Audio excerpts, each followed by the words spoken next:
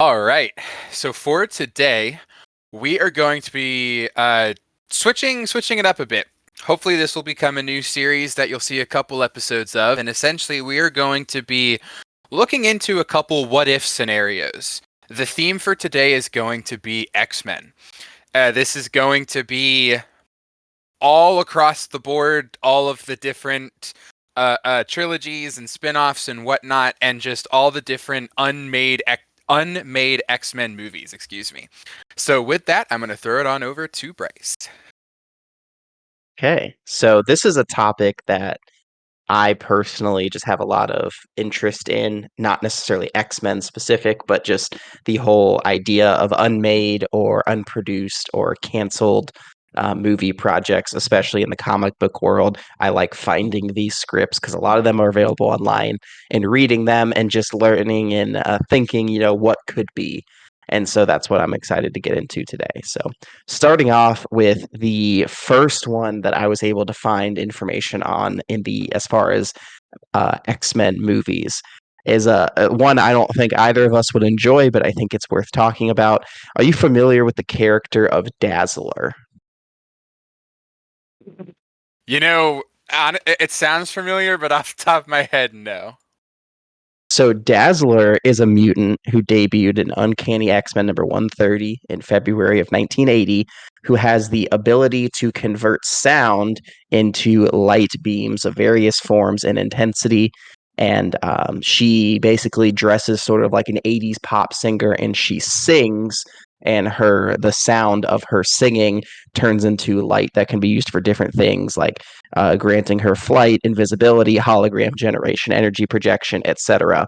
Well, in the mid 1980s, a screenwriter by the name of Gary Goddard, who did this sort of low budget Tarzan adaptation called Tarzan the Ape Man in 1981, was hired to write a script that focused on Dazzler that was going to star American model and actress Bo Derek, who, to my understanding, I was not familiar with her, but when I was doing some of my research, she seemed to be like a very prominent, model and sort of pretty girl actress or whatnot.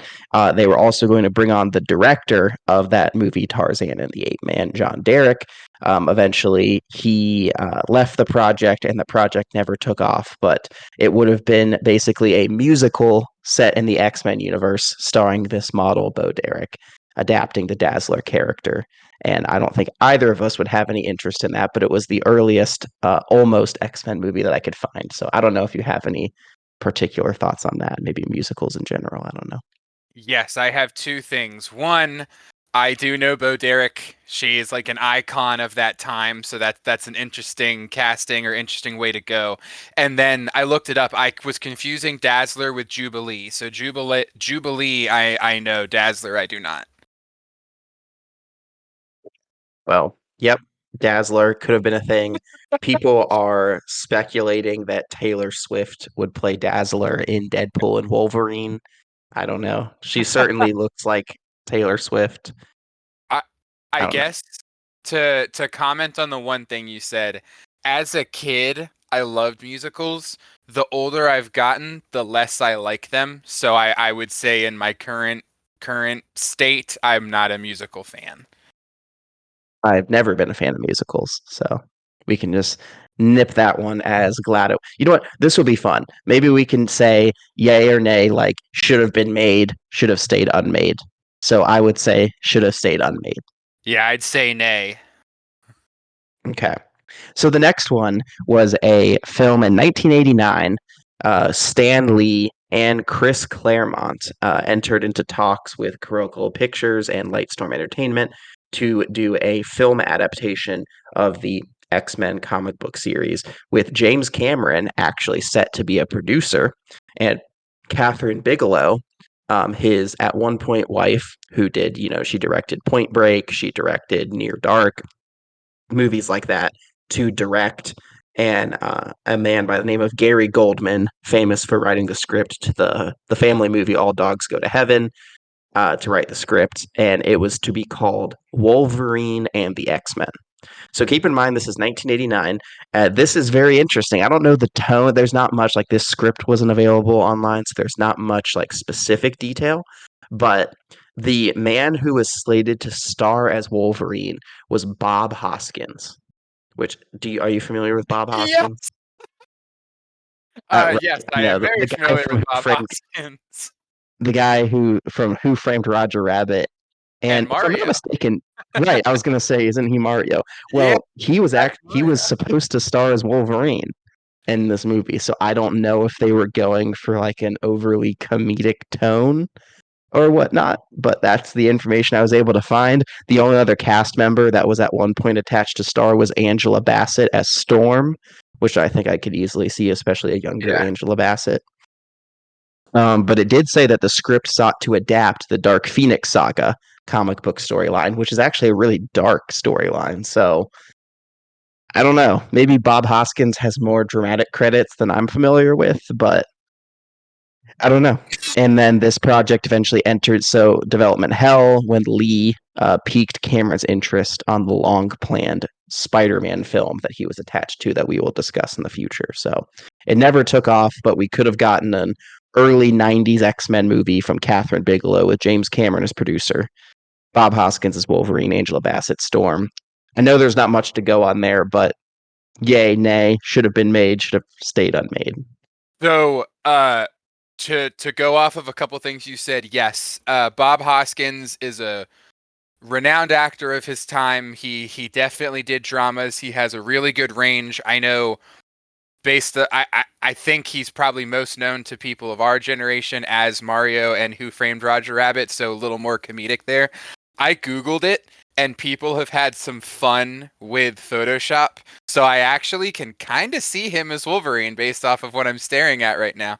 Um is but that being said, by the 90s he had kind of gotten larger and evolved into that more comedic person. So I don't know. It's interesting. I think it I'm actually gonna say yay, it should have been made. I feel like I agree with you, Angela Bassett probably would have been a great Storm. And I feel like the creative people who were behind it probably would have made it good.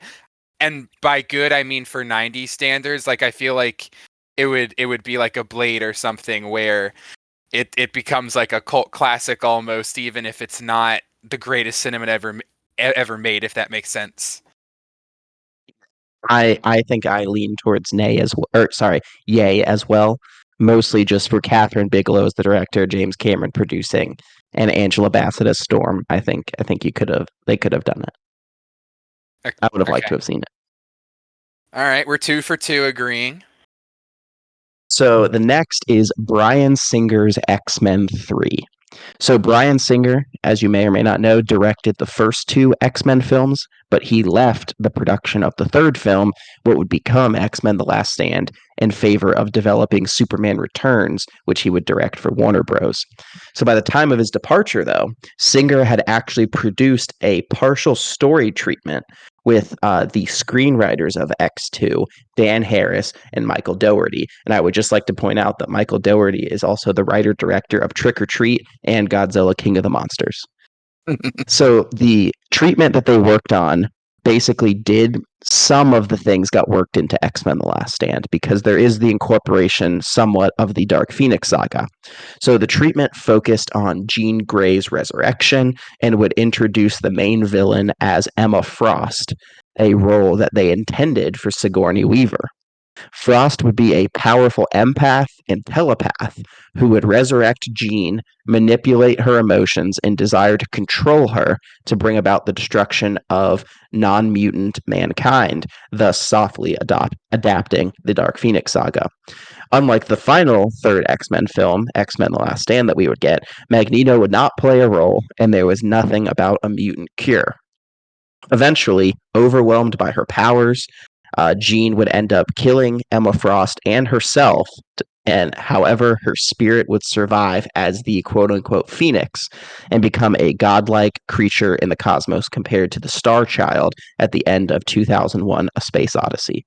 So a lot of that did get rolled into Last Stand, with the Dark Phoenix stuff and Jean playing a part, but that addition of another villain and Jean being manipulated, not the ultimate source of the evil, Sigourney Weaver, no cure, no Magneto. What do you think? I so this is I feel like I have an inner debate going on. On the one hand, just because he did 1 and 2, I feel like I want to say yay because I would have liked if I like when the creative people get to finish their vision, so to speak. However, it sounds like you said he chose to leave, not he was fired, right? He chose to leave, but I would add it wasn't necessarily he didn't want to do X-Men 3. It's he was offered Superman Returns for Warner Brothers, and that interested him, I guess, just a little bit more. Okay. So I don't know, because from what I have seen, people hate Last Stand, and so I'm in the minority because I haven't watched it, of course, in a while. But when I was younger, it was my favorite, and I rewatched it a million times when I was like 12.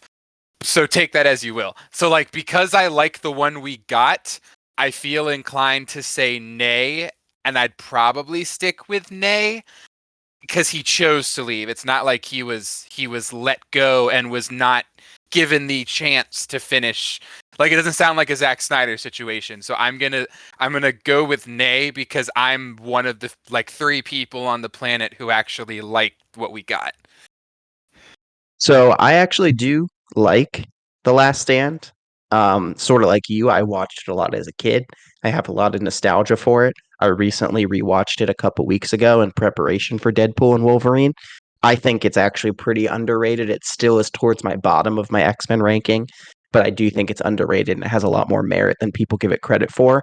But my problem is individual scenes in X-Men The Last Stand, I think, are quite good. It's just the way the story tries to come together is a mess because it tries to juggle all these plot lines. And I think out of the plot lines, um, the Dark Phoenix part was what suffered the most.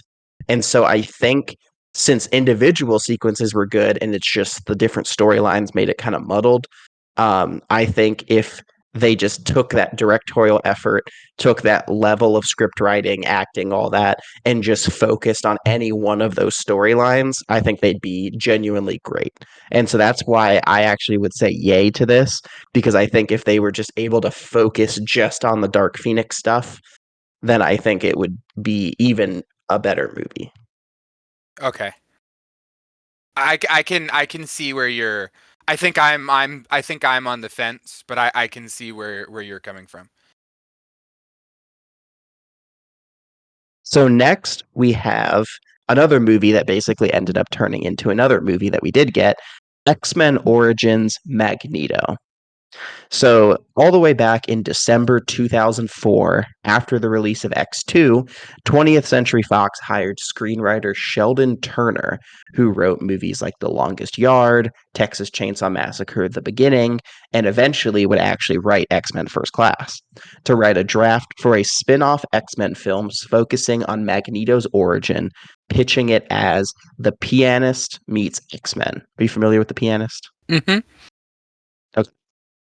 So, because of that, according to Turner himself in an interview, the script he penned was set between the years 1939 and 1955, following a young Eric Lenscher surviving the camps in Auschwitz and discovering his powers in the first act. So, the whole first act would have been him in the camp and discovering his powers. And eventually, he would meet Charles Xavier, who would be a young soldier with the U.S. Army that helped liberate the camp, and thus be their origin of how they would meet each other.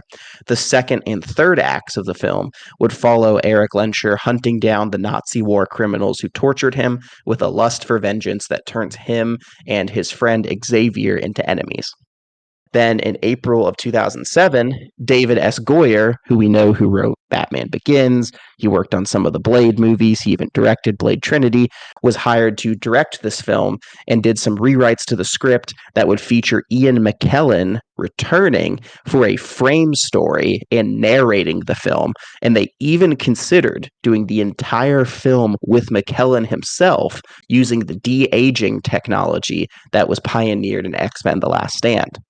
The film was planned to shoot in Australia for a 2009 release, and the story developed eventually over time to take place mainly in 1962 around the Cuban Missile Crisis and involved Xavier and Magneto teaming up to battle a common villain who would be Mr. Sinister. But in 2009, no progress was made, and Ian McKellen said that he would not be reprising his role as Magneto in the film, citing his age. And ultimately, the script was reworked to form the script for X-Men First Class, where a lot of those story beats were folded into a larger story instead of being the sole focus. So, X-Men Origins Magneto, yay or nay? So this is another one where I feel like I'm on the fence. I remember when this was happening, and I'm assuming maybe some more stuff will come up, where they were planning on doing that whole line of X-Men Origin stuff, like how we got X-Men Origin Wolverine. They had planned to do Magneto. I think they had planned to do like Beast, or some other people had been announced, whatever it was. Like they wanted to just create a universe, or like they wanted to grow this universe where they just kept doing spin-offs and doing origins and having them do their own solo. So like in that sense, I would have been okay with them doing it. However, this is another one where I like First Class. I like what we got. I know that the sequels afterwards are not great, but I feel like those also had other outside variables messing with them, kind of. Like, I don't know, it's interesting. But I do like First Class. I like what we got. I think it was probably better for the franchise that that's what happened, because to your point, like Ian said, it would have been weird if they did like what they did with Hugh Jackman. They probably were going to need to recast him anyway. So I don't know. That one's interesting. Like, I would say yay, in the sense that I would have liked it if they had been able to do their full plan of doing all of those spin-offs and giving everybody origin stories. But in the end, I probably would also lean towards nay, because I like First Class. Yeah, this one is tricky, and I guess I've been thinking of these in terms of a vacuum. I haven't really been thinking of them in terms of like the opportunity cost. So that does make it kind of tricky to think like, would I rather have this movie than First Class? Mm-hmm. I think I would say no, like you said, because I'm a big fan of First Class, and I think the Magneto storyline and that is great, but I think it's also great while fitting into that larger narrative as well. And It so I think with the opportunity cost of First Class, I think I would say nay. But it does sound very interesting to me. I would agree with that. And also, correct me if I'm wrong, but wasn't First Class Fassbender's breakout role, and then he started doing all the other stuff? Yeah, pretty much. He basically, for like almost a decade, since like the early 2000s, he'd basically just been like either like a extra or like a minor character or supporting character. But like this was when he was like big budget blockbuster film front and center, one of the top billed names, like stars. Yeah, so for that alone, I love Fassbender. I think he's an amazing actor. So, he wouldn't have gotten the chance. Maybe he never would have launched if First Class didn't happen. I don't know. It's true. Plus, the de aging would have been a horrific idea because I mean the de aging now is fine with like what Marvel has going, but like back in like the mid to late 2000s, like the de Yeah. aging they're talking about in that one scene in The Last Stand, it looks awful and it's only on screen for like 30 seconds. I can't imagine a like 2 hour long film using that technology. Yeah, that I think it was, yeah, it's for the best. Okay, so this one is personally the one I am most excited to talk about. So this is an untitled Fox Marvel crossover film. So I'm going to do my best to try and describe this. In 2010, two screenwriters, Zach Stentz and Ashley Miller, who wrote the movie Thor, wrote X-Men First Class, the final draft, were hired by Fox to co-write an ensemble film featuring every Marvel Comics property whose film rights were owned by 20th Century Fox, including the X-Men, the Fantastic Four, Daredevil at the time, and Deadpool. So the plot was an adaptation of the Civil War story arc, but with the Fox Marvel characters, revolving around a superhero registration act and pit various characters on opposite sides of the conflict. The film would have brought in the Tim Story Fantastic Four films with that cast: Yoan Grufford, Jessica Alba, Michael Chiklis, Chris Evans, and the Ben Affleck interpretation of Daredevil, as well as Ryan Reynolds as Deadpool, all into the Fox X-Men universe for a massive Civil War style crossover film. And there's no like full script online, but the screenwriters have talked about individual sequences, and so there was all sorts of crazy stuff that was supposed to happen. Apparently one of the the scene ideas that they wrote was Wolverine cutting off Mr. Fantastic's arm, and then he regrows his arm, where it's like all stretched out around him, and he just like cuts his arm off, and then it regrows.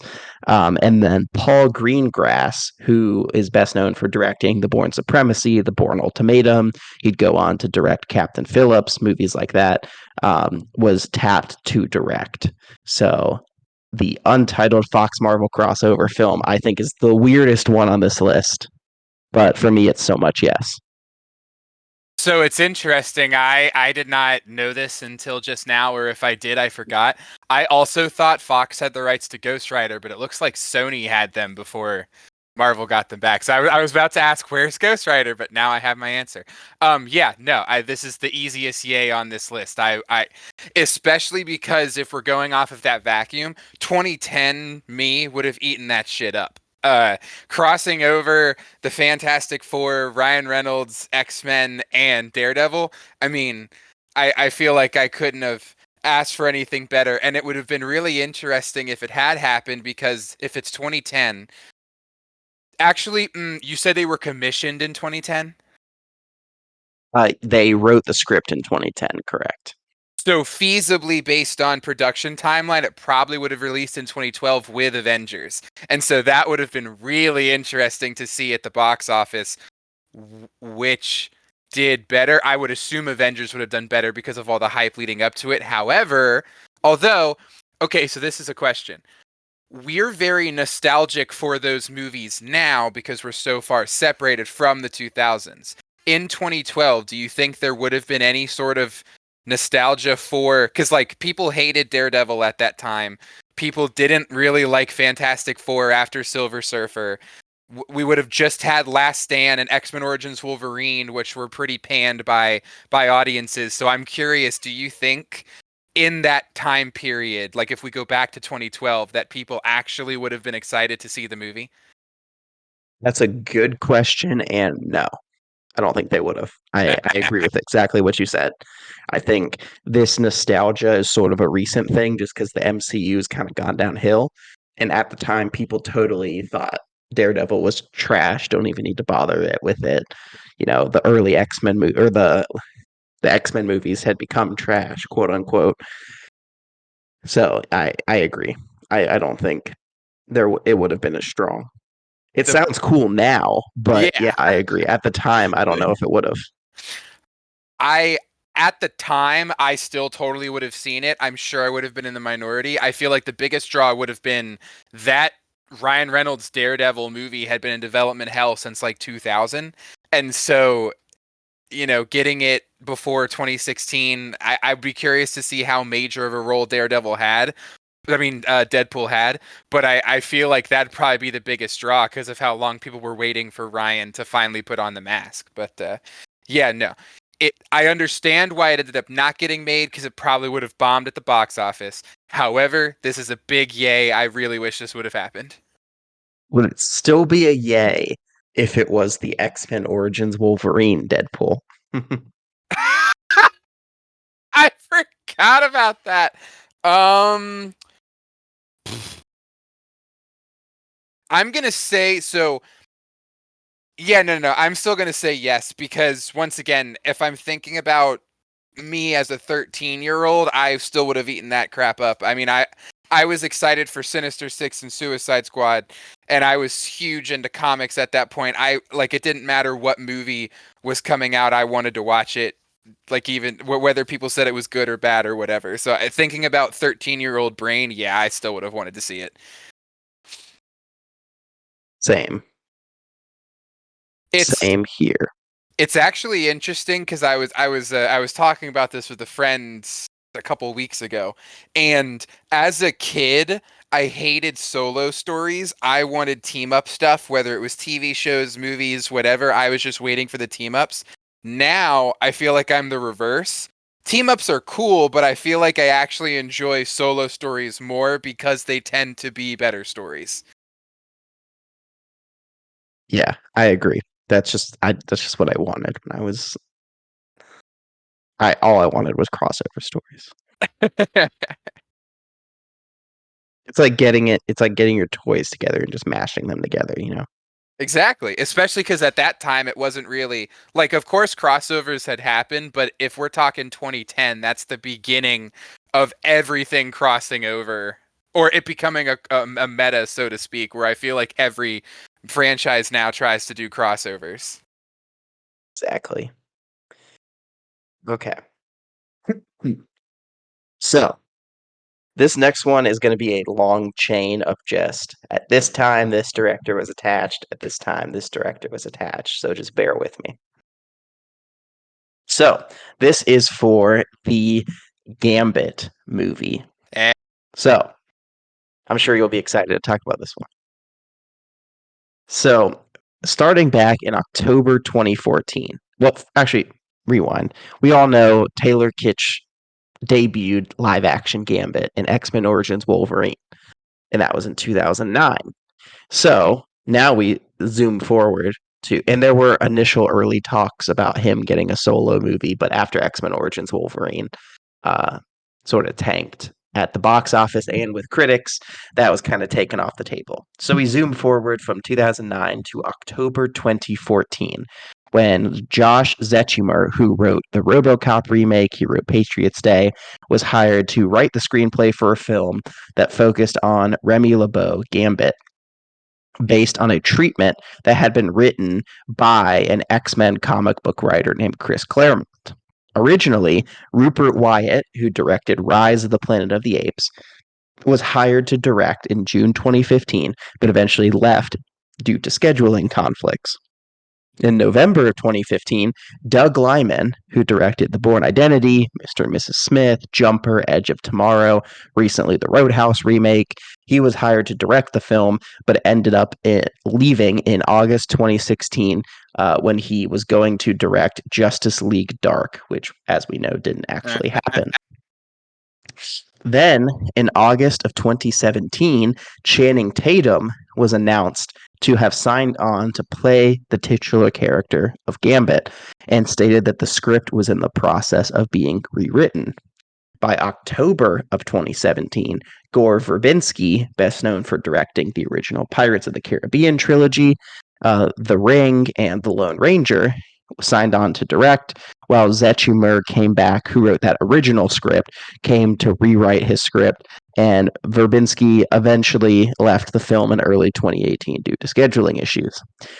Fox producer Simon Kinberg, who wrote and produced a lot of X-Men movies, stated that this film was intended to be the start of multiple installments focusing exclusively on Gambit, with production expected to commence in New Orleans by the third quarter of 2018, and the film was actually given a March 13th, 2020 release date.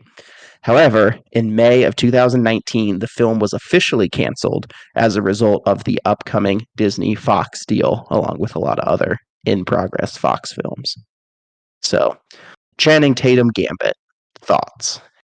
Yeah, so this one I remember following as a kid. I got super excited when it was Taylor Kitsch who was going to be Gambit. Um, I understand. So you've probably heard me say this before in the podcast and just in real life. I understand that there are variables outside of people's control that exist outside of a movie universe. However, my biggest pet peeve is when actors get replaced and are supposed to be in the same universe. So, big example, Terrence Howard for Don Cheadle, Edward Norton for Mark Ruffalo. For me personally, it completely takes me out of like the suspension of belief. I'm just I can't it just for some reason for me it just ruins it. Once again, I understand like Norton hated it, he wanted to leave, so Ruffalo had to come in. Like I get it. However, it just yeah. So like I wanted Taylor Kitsch Gambit. I remember having debates with friends at school when they were like, "Oh, but Jacob, it's gonna be Channing Tatum. How can you not like Channing Tatum?" I love Channing Tatum. I shouldn't say that. He's one of the Channing Tatum is kind of like a middle person for me. I neither hate him nor love him. Like if he's in a movie, cool, but I'm not gonna go out of my way to see a movie because he's in it, if that makes sense. So like I have no problem with Channing Tatum. I just really wanted Taylor Kitsch. I like him as an actor a lot, so that does help. But also, from all accounts that I could tell, it was supposed to be in the same universe, and so it was going to be weird if then later on down the line, Tatum interacted with Hugh, and then in my mind, I'm like, oh, this is supposed to be Kitsch. So like, it was a weird childhood, but because my biggest pet peeve is when the actors get recast. Like I would say nay. Even if Tatum did an awesome job, even if it spawned whatever trilogy or long line of movies they had planned, for me personally, I would say nay, just because it's good. It mess. That's just something that gets under my skin a lot when I watch movie stuff. Yeah, I'm just not familiar much with the character himself, like really, because I never watched X-Men the animated series, which I know Gambit plays a prominent part, and I never read any X-Men comics. So really, my only exposure to Gambit was Taylor Kitsch in X-Men Origins Wolverine, aside from just like general, read about him on like Wikipedia or whatnot. When doing like comic book research. So I honestly don't know too much about the character. He doesn't strike me as someone who could necessarily carry his own movie. Like he needs a solo movie to my very limited understanding. And just from what I know about the character being like Cajun and smooth and a sleuth and sort of like I feel like Taylor Kitsch universally it's thought like he did fine. It's just the movie he's in that's bad. And I don't know if I could see Channing Tatum in a role like that. No, He's more Channing just like Tatum is a pretty statesman. boy. Right. It's like yeah, exactly. I don't know. I just view like there is obviously like inherent charm to the Gambit character, but like Channing Tatum is more just like dumb, hot, dumb jock guy. Like literally Yeah, his he was character just from coming 21 off Jump of Street. 20 exactly. He was just coming off of 21 Jump Street, so I don't know. Yeah. Right. You're picking Right. up what I'm putting down. Exactly. I feel like with Gambit, there's like this. I don't want to say I don't buy Channing Tatum as smart. That's mean. I don't want to say that, but I don't feel like I would buy him as like this like super cunning. You don't know really what he's thinking, whose side he's on, sort of figure. You know what I mean?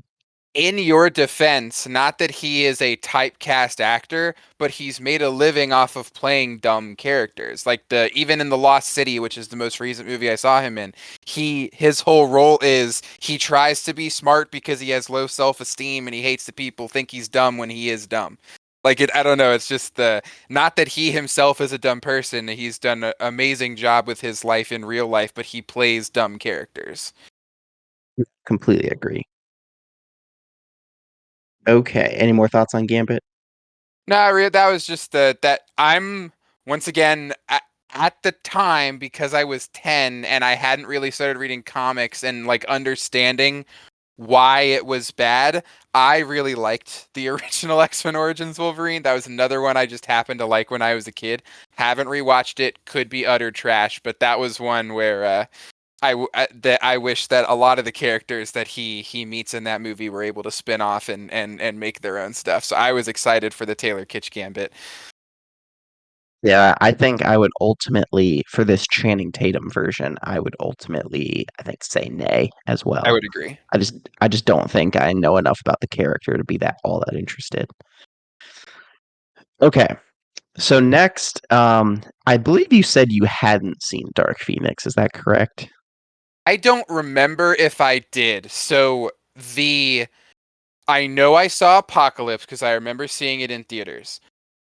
I don't remember if I saw Dark Phoenix because once these universes started to get canceled, like DCEU as an example, I stopped caring because, in my opinion, there was no reason to watch.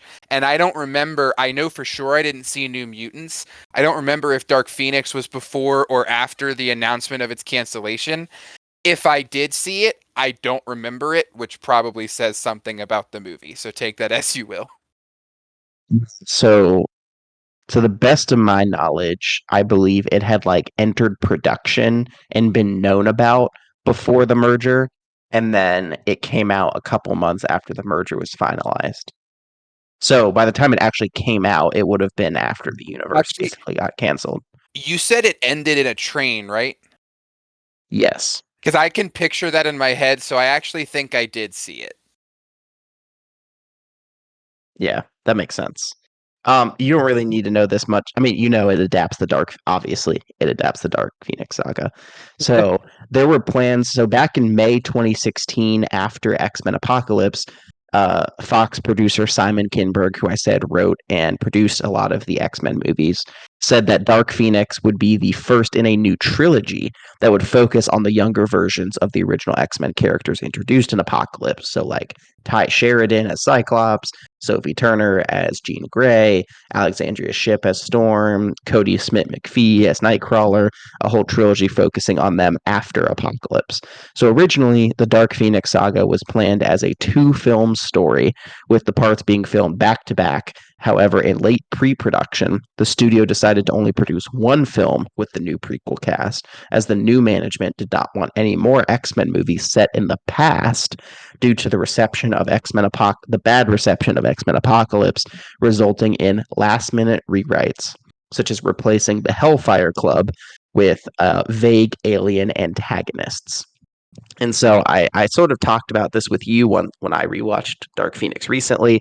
They're pretty notorious. When you watch the film, you can tell it feels like it's been chopped up to pieces. And that's really no fault of its own, but it's just it was supposed to, involve these aliens that were supposed to be Skrulls and end with a giant space battle over the planet Earth, in space with these aliens. And then during early production, the budget got slashed, and so they couldn't do the big giant space battle. And also, Captain Marvel was coming out, which also uses Skrulls, and they wanted to avoid comparisons to that. So now the aliens aren't called Skrulls, but they can still shapeshift, and they're just very vague, and they're not very compelling antagonists at all. So a lot changed. But originally, that was supposed to be that two-film story back to back, and then there were plans for an eventual third film that would have crossed over with the characters from the New Mutants series that would be based on the comic book X-Men Inferno storyline, which follows a demonic invasion of New York City and focus more on the supernatural side of the mutant world. So I know, with you not really remembering much of Dark Phoenix, but maybe just like in principle, I don't know, any general thoughts on that? Well, I was doing some research in the background while you were talking, and I just learned that Halston Sage plays Dazzler in Dark Phoenix. Yes, that is her live action debut. um, I so I'm throughout all of this, I've been trying to think about what I would have thought in the moment. So if I'm going back to 2019, I I feel like I think I was still into the X-Men stuff. I definitely was still into superheroes, and so I would want to say yay. I don't know. It's so at this point in time, I actually did not want the X-Men to go back to Marvel and join the MCU. Like Spider-Man had just come back, and then I think around this time we were starting to get the announcements of Ghost Rider and some of the other ones. I remember not being excited about the Fox merger because I wanted these to stay separate because to me, at the time at least, X-Men was the only franchise that could quote unquote rival Marvel. Apologies, DC. I just didn't think they ever really had it in them. And also, I knew that if they got them back, it would be either complete reboots or they would try and keep some of the same actors, reboot some of the other ones, and it gets super messy. I would hate it. So I mention all of that because I want to say yay, just because even if it was shit, I would have preferred that this franchise kept going, putting out whatever they needed to stay afloat, as opposed to merging with the MCU, which I know of course happened, and it's, I have no control over that. I don't really watch the MCU anymore anyway, so it's not like I care as much now, but in 2019, I definitely cared. Sense. I would say yay because I don't necessarily love the prequel cast. I actually think Sophie Turner is actually a bad actress, especially as Jean Yes. Grey. Yes. And but I don't know. Nothing about Apocalypse or Dark Phoenix offended me to the point of like I wouldn't mind seeing where it could go. Especially because most of my complaints about Dark Phoenix, like I said earlier, are just because it feels like it's chopped to pieces. So I feel like if they were able to maintain that original vision, do those sequels, do that two-part story, do that big trilogy, I think it could have been a lot better if it wasn't held down by budget cuts and rewrites.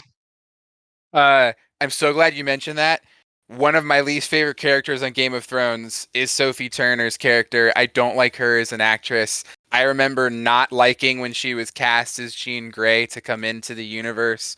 I know she was like the hot young actress at the time, so it made sense for them to go and get her. But I'm so glad that you agree. I've been told I'm like the one person who doesn't like her, but I'm like, I can't be the only one who's seeing this. Sure.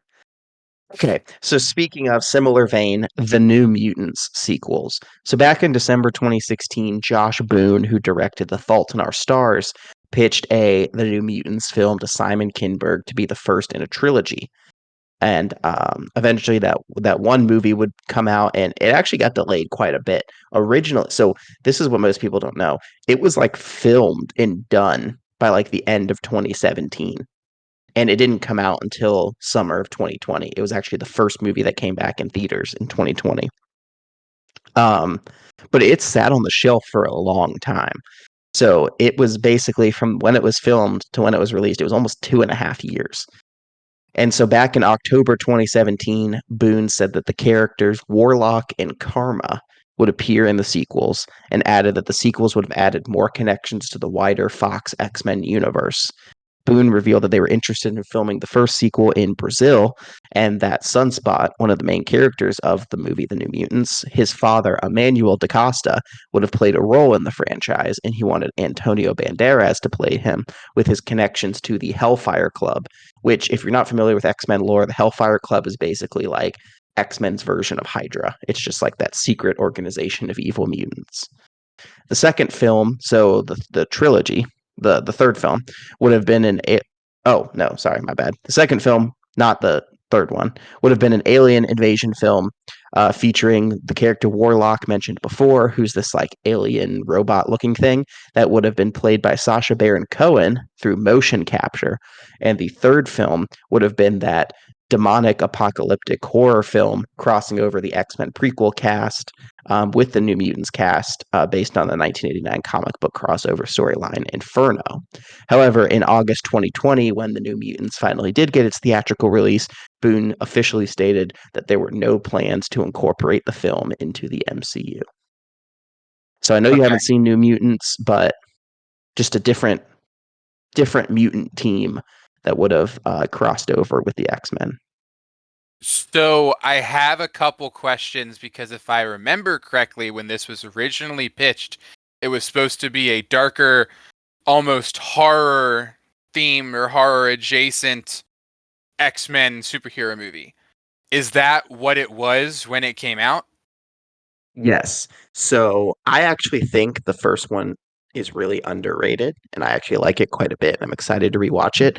Essentially, the pitch is imagine you are a mutant and a teenage mutant, and you wake up with like no memory really of like how you got there, where you're at, and you're in this facility with other mutants, and this weird organization is studying you and keeping you prisoner. And that's basically the movie. It's basically a bottle story of these kids in this weird facility with this weird organization doing these weird tests on them and basically plotting to escape. Okay. So at this point in time, I know I didn't watch it because the crossover had happened. However, when it was originally announced, I remember being excited for it. All this stuff happened with COVID. Like this was kind of around the time I want to say I stopped watching um superhero movies, and so it kind of just happened that way. But I remember actually thinking the plot sounded interesting. The way you just pitched it sounds interesting. The way you pitched the sequels sounds really interesting. Um, I'm looking at the cast, and I like a lot of the cast. So like everything about it, I just want to say yay. It's interesting because if I'm giving it the same vacuum rule at this point in time, was the start of my decline in interest in comic book stuff, and so it would have been interesting. However, I would have eventually watched the movies, and they sound really cool. So I'm gonna go with yay. I would also go with Yay just because I liked that first one and I'd really like to see where it would go. Um, Especially what's interesting at the end there, like I said, no plans to incorporate the film into the MCU. There actually was early consideration where a lot of fans were like, is this going to be folded into the MCU? Is this how we're going to introduce X-Men to the MCU? Because since it's a bottle story and it makes very, very little vague references to the outside world, it could have fit into the MCU, I think, because they never name drop anyone. They don't explicitly say, oh, Wolverine or oh, Professor X, but they seem to know their mutants and have some familiarity with mutants. And there's like vague references to the X-Men. Like I think at one point there's like some joke about oh, what are they trying to do? Like turn us into a superhero team wearing those gaudy costumes or something like that. Like there's like some throwaway lines like that. And so I think it's so subdued. I think it could have been rolled into the MCU, but obviously they chose not to. But I don't know if you have any thoughts on that. I I'm gonna s- I'm gonna say no, just because I probably wouldn't have cared if they use them as a launcher for X-Men versus what they're going to do anyway. If that kind of makes like I don't know if I necessarily have a preference. I guess maybe I'd prefer this because then they'd actually be focusing on other X-Men who hadn't already had 2 decades worth of shining moments. So probably I would say yes, but I don't know if I would have cared as much if I'm being perfectly honest. It's fair. Okay, so two real quick ones. Not our final ones, but just two quick ones that I thought were interesting to note, but there's not much specific information on. So in November of 2017, a film centering around Jamie Madrick's Multiple Man was in development. So Multiple Man, X-Men character who can create multiple copies of himself. He actually was in X-Men The Last Stand, briefly as one of Magneto's mutants. But here's the interesting part. James Franco was actually set to star as Multiple Man, and the film was described as basically a raunchy sort of comedy with this character using his powers, I guess, similar to the movie Multiplicity with Michael Keaton. If you've seen that movie, and Alan Heinberg, who actually wrote the script for Wonder Woman, was signed on to the project as a screenwriter. And both Simon Kinberg and James Franco himself were actually going to executive produce the film. So I don't know, because he's such like a small, minuscule part of the comics. He's not even a major character in the comics. I don't know why James Franco really wanted to play him so bad. But there you go. We could have had a multiple man movie starring James Franco. um I don't know. I don't know if it's an unpopular thing to say, but I like James Franco, so I'm just gonna say yay because I would have liked to see another movie with him in it. Like you said, there's not a lot to go off of. I think the only time I would have seen him is like, isn't he in Last Stand? Did you say he was in Last Stand? Yeah, the character is in Last Stand, played by another actor, sort of very briefly, just like one of the many mutants in Magneto's Brotherhood. Okay, yeah. Yeah, I'm just gonna say yes because I like James Franco. Yes. I would also say yes, just because why not? Let's see what this would be. Um, Second quick one. Oh, Real sorry. quick before you go, I had a question about New Mutants that I wanted to ask. Does Wolfsbane turn into a wolf in the movie, or do they just hint at it? Yes, for one scene. Okay. So another Game of Thrones actress, Yeah. Arya Stark. Now, on in contrast to Sophie Turner, I actually like Maisie Williams. Yes, yeah, she's good. Um, okay. So the other quick one, not much information. A Kitty Pryde solo movie. Oh, So in January 2018, a Kitty Pryde solo movie was announced to be in development with Tim Miller, who directed the first Deadpool and directed Terminator Dark Fate, was attached as the director, and comic book writer Brian Michael Bendis, who of note wrote the House of M storyline, the Secret Invasion storyline, the Age of Ultron storyline, and the Civil War II storyline, was going to write the screenplay with, at the time, Ellen Page expected to return as the titular character. So, Kitty Pryde solo movie, yay or nay? I'm gonna say nay. The um, They're just giving everyone a solo movie at this yeah, point. like I said, I if it wasn't 2018, I'd probably say yay because I liked when they originally pitched doing a bunch of spin-off origin type movies off of Last Stand, X-Men Origins, like that time.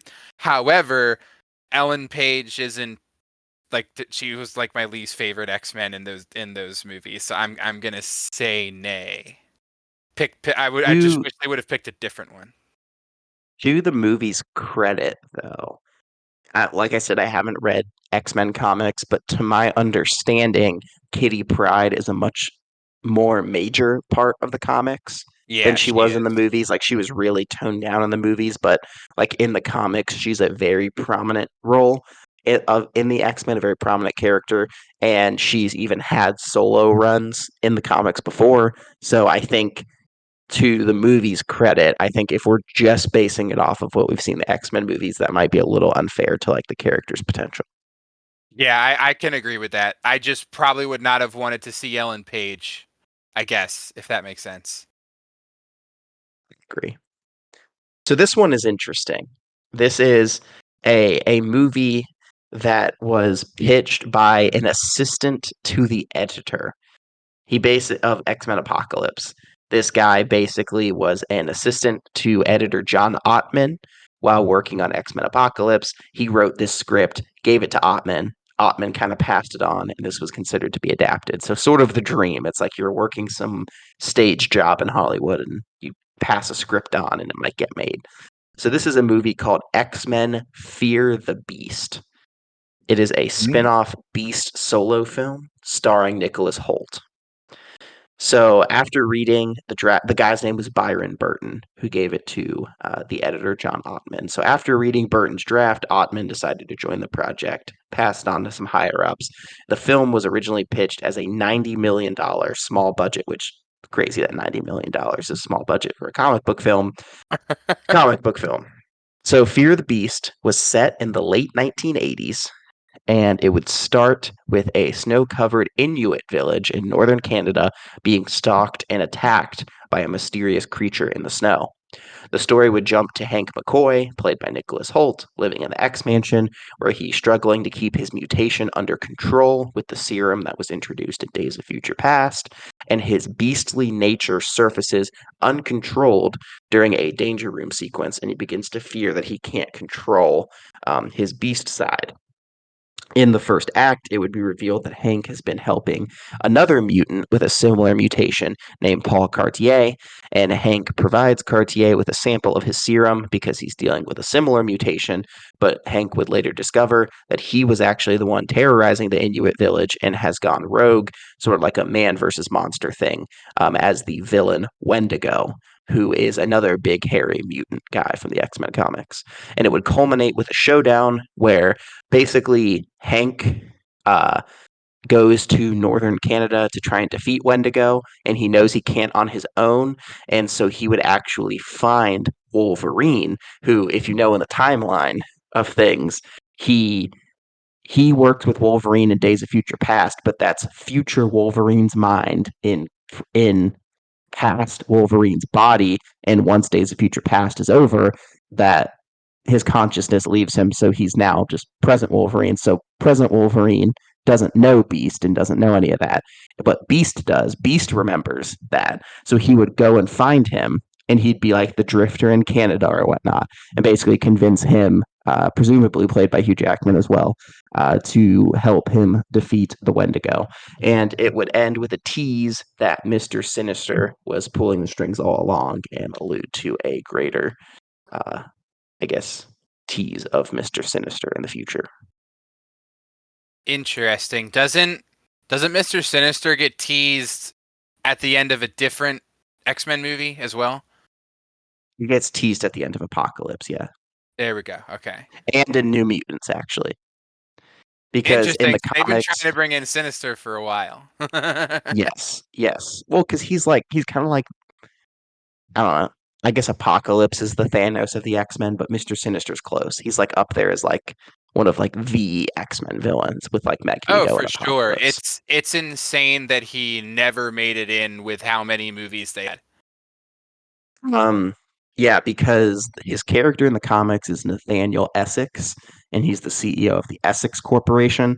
At the end of X-Men Apocalypse, there is a guy in a suit collecting samples of Wolverine's blood at the Weapon X facility, and he shuts the briefcase and it says Essex Corp, and that didn't go anywhere. And then in the New Mutants, the facility that I mentioned, we see that it's owned and operated by the Essex Corp.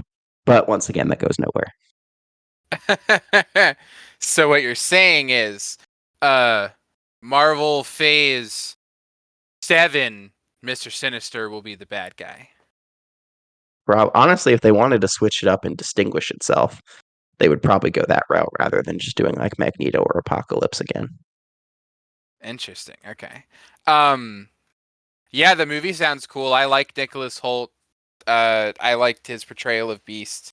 Um, I would have been down. Now, I do have a question because how do the Universal Hulk rights work? Because I think Wendigo is a Hulk villain, and I don't know if that is inclusive of like because with like Blade as an example, the reason why there were issues with Morbius and Spider-Man is because when the um so they had like the rights were all inclusive of also villains who appeared in the comic or like first appeared or so. It's been a while since I did research into it, but like when you had the rights to a hero, you also got certain rights to said villains.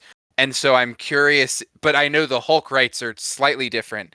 And so I'm curious if you have any idea. If not, it's no biggie. I know the Hulk was owned by Universal, basically leased to Marvel Studios, but now Marvel Studios owns Hulk outrightly. And Okay. I'm not sure how that works with like adjacent characters. So that's actually a good question that I don't know the answer to.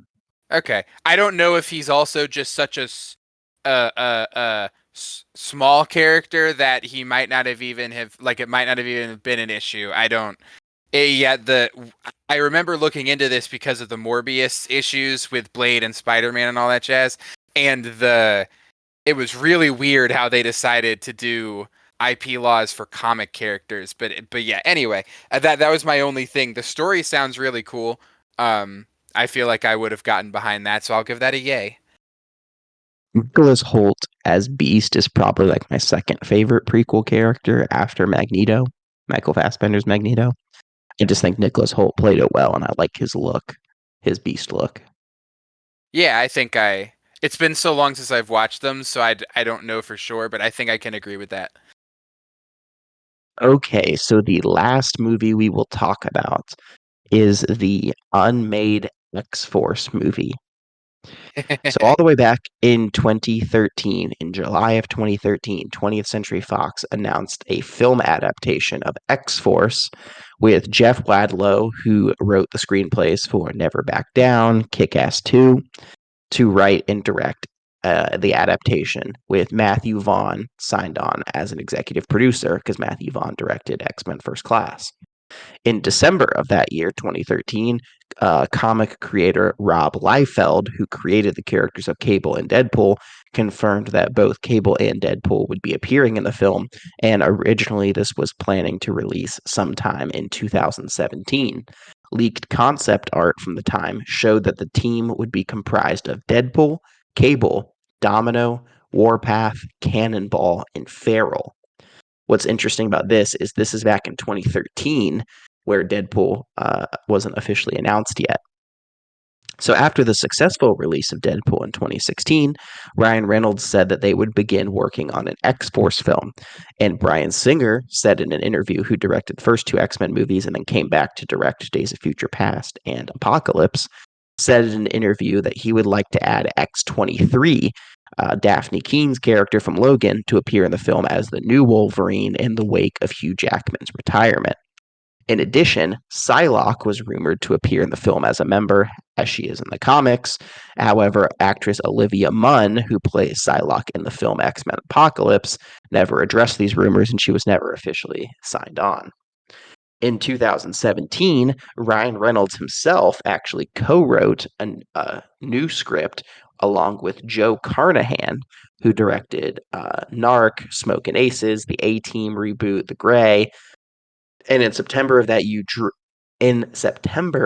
year, Drew Goddard, who wrote such films he wrote and directed The Cabin in the Woods, he wrote The Martian, he wrote Cloverfield, and he was the showrunner for Netflix Daredevil, was brought on to rewrite the script and direct, with shooting expected to begin in October of 2018. Following the release of Deadpool 2 in May 2018, the co-writer of that film, Brett Reese, confirmed that the X-Force film was coming and would be an R-rated take on X-Men, with who as the main villain? Mr. Sinister. Never would happen. In January of 2019, all Fox Marvel properties were postponed until the Disney Fox deal closed. The deal was officially completed in May of that year, and this project was ultimately canceled. So X-Force movie. Yay or nay? So I just did some research because some of those names sounded familiar. Warpath ends up appearing in Days of Future Past, and Cannonball ends up appearing in New Mutants. So they did end up coming to life. Feral, it looks like, was not in any of the movies. That I'm always curious about when we talk about some of these unmade things, especially if there's team ups. Did they end up using the characters later? So that was just if anybody was curious. So it's interesting because if I remember correctly, back in the day, I was excited for this movie. So sticking with that vacuum idea, I'm gonna say yay. I'm sure I would like if based on the time frame you're talking about, I would have been almost at the height of my comic fandom. So I'm just gonna say yes because I think at the time I wanted every movie to be comics. Not literally, but that was kind of the vibes. Um, yeah, I don't know if I have much more to say about it. This whole thing has kind of been interesting because while I really liked the X-Men movies when I was younger, it's probably the superhero area where I've read the least amount of comics. So a lot of the movies I watched, I was going in blind, and it kind of made it more fun because I got to truly learn new characters instead of knowing about the characters ahead of time and then judging how the adaptation was, if that makes sense. So I'm gonna say yes because at the time I would have been excited for it, and yeah, that's kind of all I can really comment on. Yeah, I mean, I know the X-Force are in Deadpool too, but like as the blunt end of a joke or whatever. Um, I mean, I It's don't kind of know. I don't derivative, isn't know. it? Yeah, exactly. I don't know. I'm kind of mixed on this one. Like, I feel like this is very take it or leave it for me. Like, we're getting more Deadpool. I didn't think any of the other characters were necessarily that intriguing. What I'm more intrigued about is the idea that, like, back in 2013, they were talking about a team with Deadpool. So it's like, how would that have looked?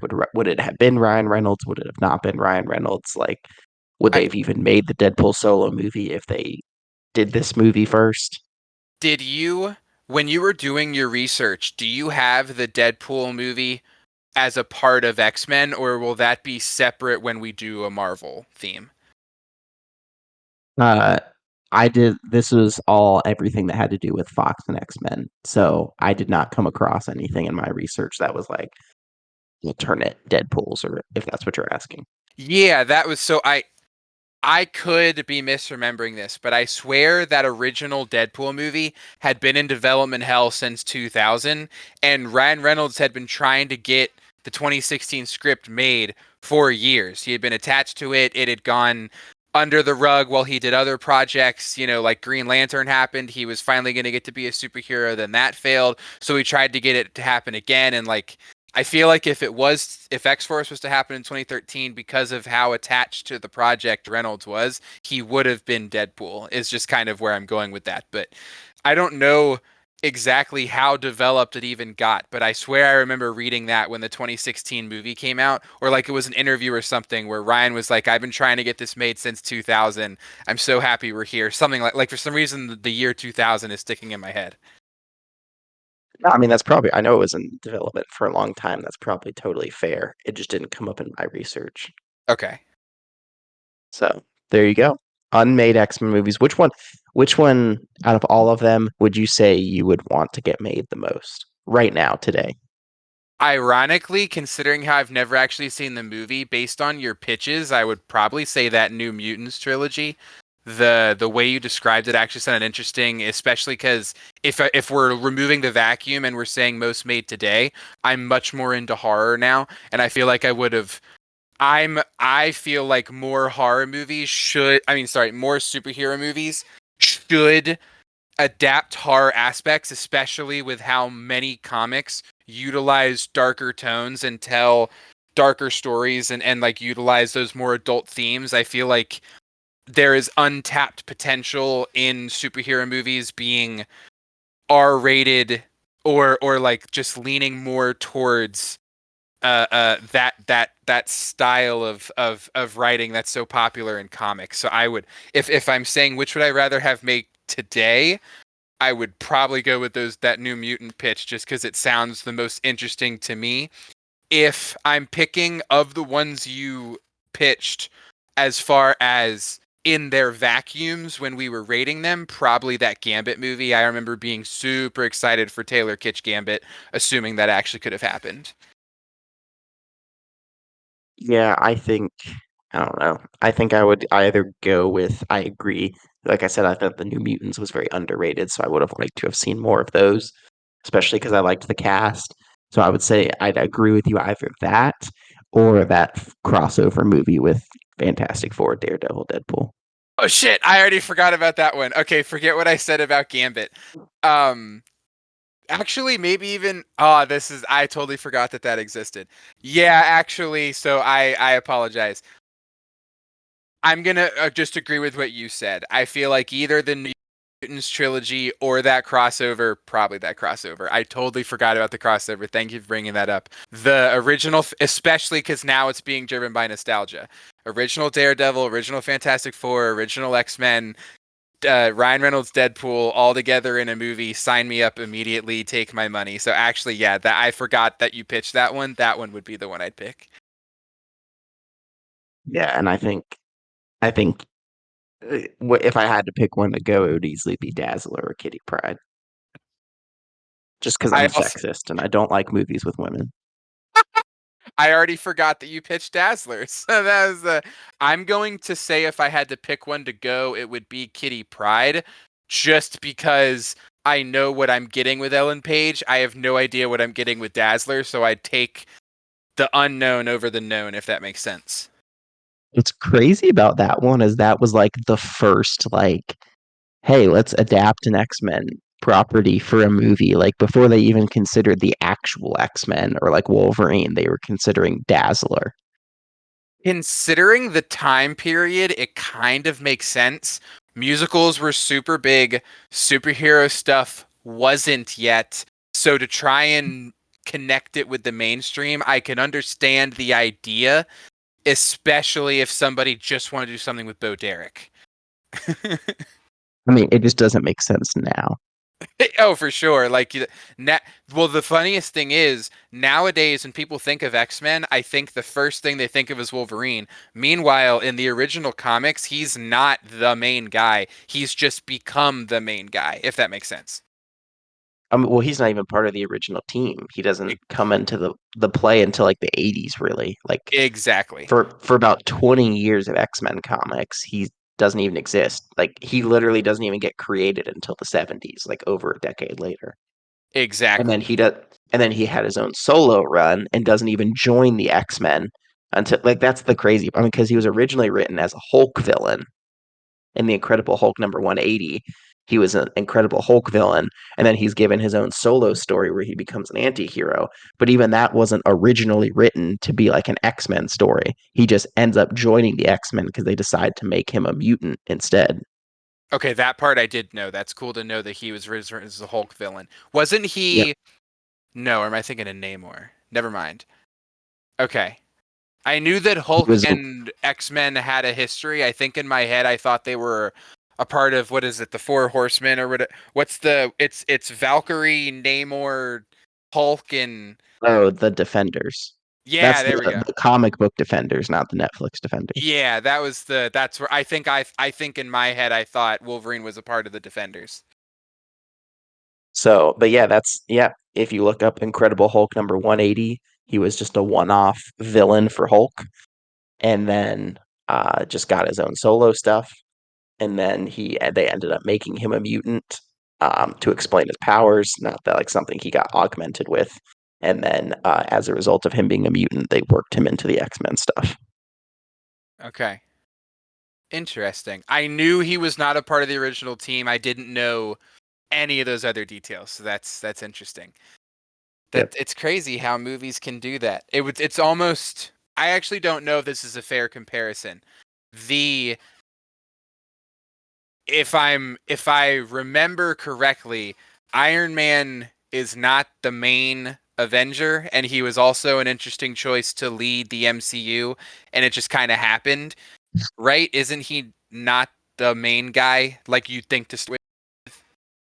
Yeah, I mean, he was a founding member of the Avengers in the comics, but he's always been like a C or B list hero until the movies came out.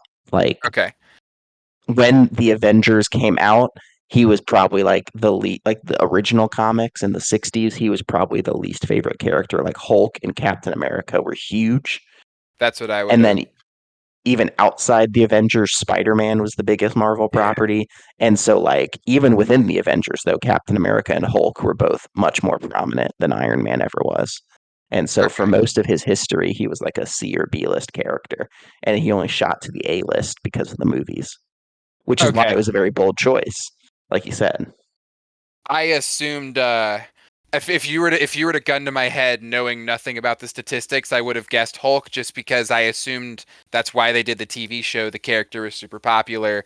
Um, that I just would have taken that guess. So that's interesting. I guess didn't didn't Incredible Hulk with Edward Norton also come out in 2008? It just came out after Iron Man.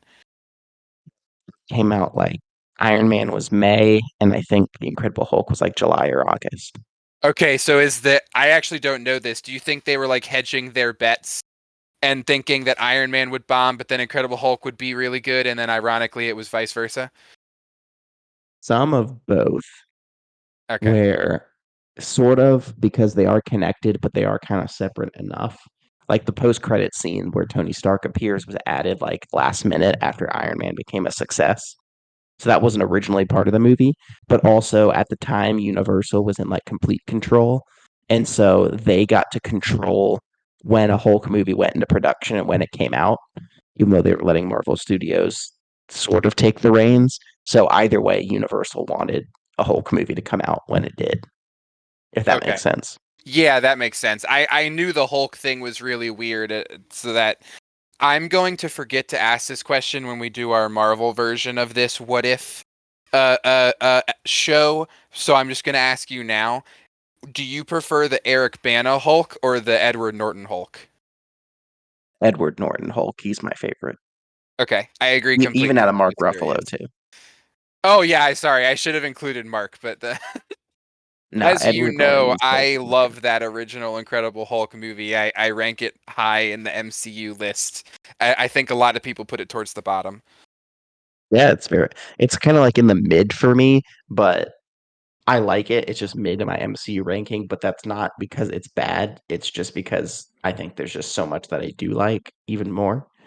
That's But I fair. think it's definitely underrated as well. Okay. Well, yeah, this was a lot of fun. Be on the lookout for more of these. We have a lot planned in the tank.